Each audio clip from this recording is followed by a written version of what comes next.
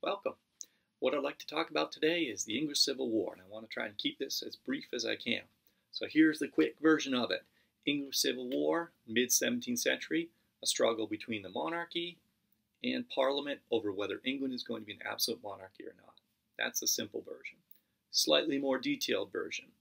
It's the Stuart monarchs in the mid-17th century trying to establish divine right monarchy, and they're facing opposition from a body called Parliament, which is the legislature of England, and they're facing opposition because the English tradition is that a monarch is not an absolute monarch, but that Parliament decides on taxation rates and they decide on the laws with the approval of the monarch.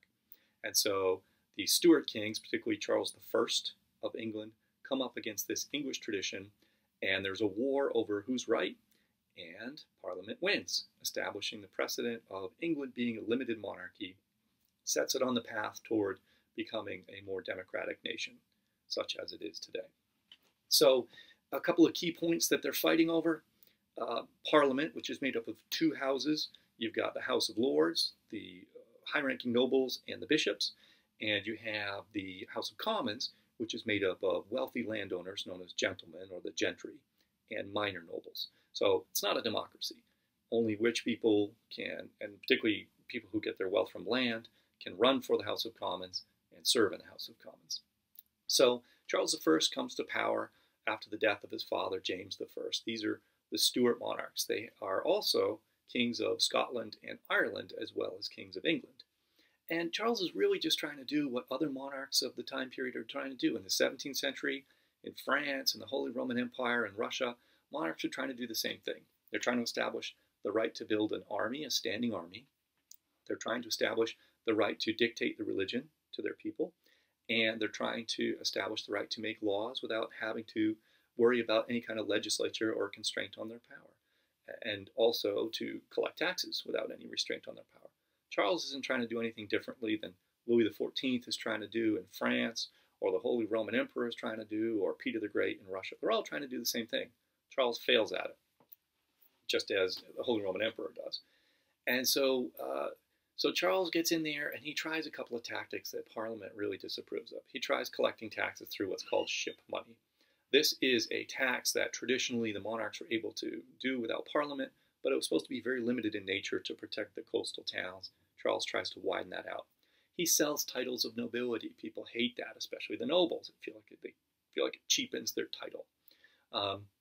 He uses something called the Star Chamber to prosecute his opponents, a court where people have very few rights.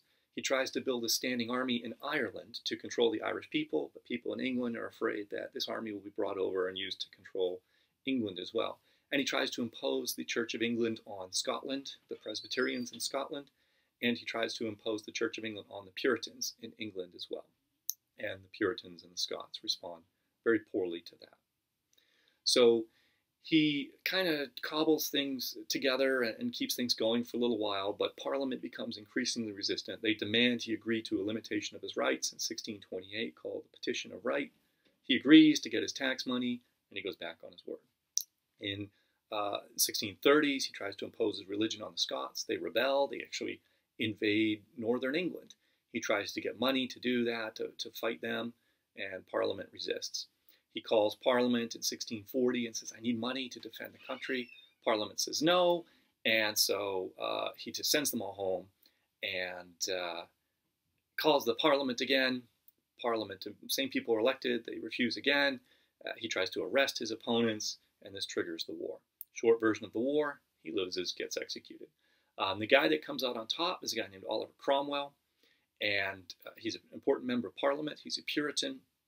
And for a while, Parliament tries to rule without any king, but they're corrupt and inefficient, so Cromwell says enough of this. He takes over, rules as essentially dictator. He does everything that Charles did.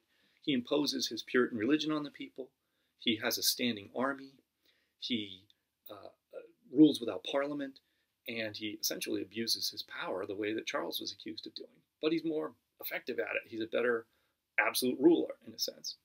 But when he dies and his son tries to rule the same way, the English people aren't going to put up with it. So Parliament reconvenes. They invite Charles's son, who was in exile in France, Charles II, to come and be the new king. This is called the Restoration.